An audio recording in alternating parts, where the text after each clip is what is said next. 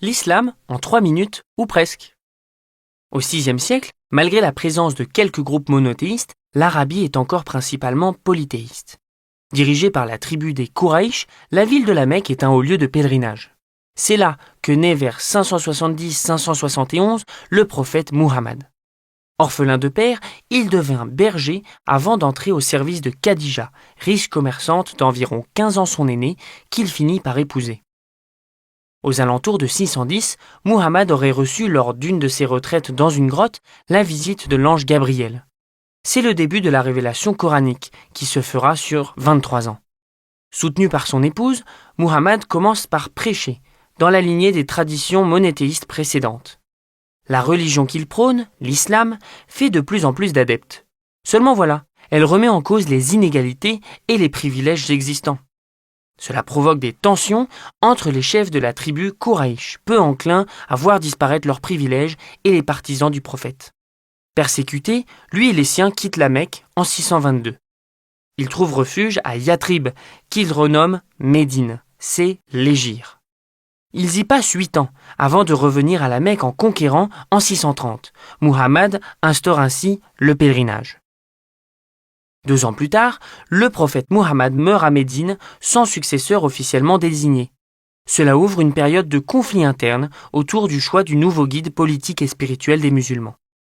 Ceux que l'on appellera ensuite les chiites estiment que c'est logiquement à Ali, son cousin et gendre, de prendre la succession de Muhammad. Mais la majorité des chefs tribaux estiment qu'Abou Bakr, l'un des compagnons du prophète, est le mieux désigné. Il devient le premier des 4 califes dits bien guidés. Aujourd'hui, les chiites sont surtout présents en Iran, en Irak et dans plusieurs pays de la péninsule arabique et d'Asie centrale. Les sunnites représentent quant à eux 90% des musulmans. C'est à eux que nous nous intéresserons plus particulièrement dans cette vidéo. Comme toute religion, l'islam s'appuie sur des croyances, des codes, un culte et une communauté. La foi des musulmans sunnites repose sur 6 piliers. La croyance en un Dieu unique, ses anges, ses prophètes, ses livres, la prédestination et le jour du jugement dernier.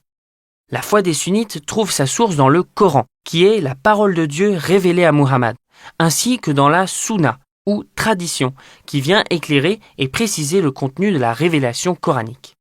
Le code de l'islam sunnite peut être résumé par ce qu'on appelle les 5 piliers de l'islam: la profession de foi, la prière rituelle, l'aumône légale, le jeûne du mois de Ramadan et le pèlerinage à la Mecque. Le culte musulman, quant à lui, se manifeste principalement par les 5 prières rituelles quotidiennes, qui s'effectuent tournées vers la Mecque et plus précisément la Kaaba. La prière du vendredi est particulièrement importante. De nombreux musulmans se rendent à la mosquée pour écouter le prêche et prier ensemble. Plusieurs fêtes ponctuent l'année, les plus importantes étant les 2 Aïd. L'Aïd al-Fitr marque la rupture du jeûne du mois de Ramadan, tandis que l'Aïd al-Adha commémore la force de la foi d'Ibrahim et le sacrifice de son fils Ismaël.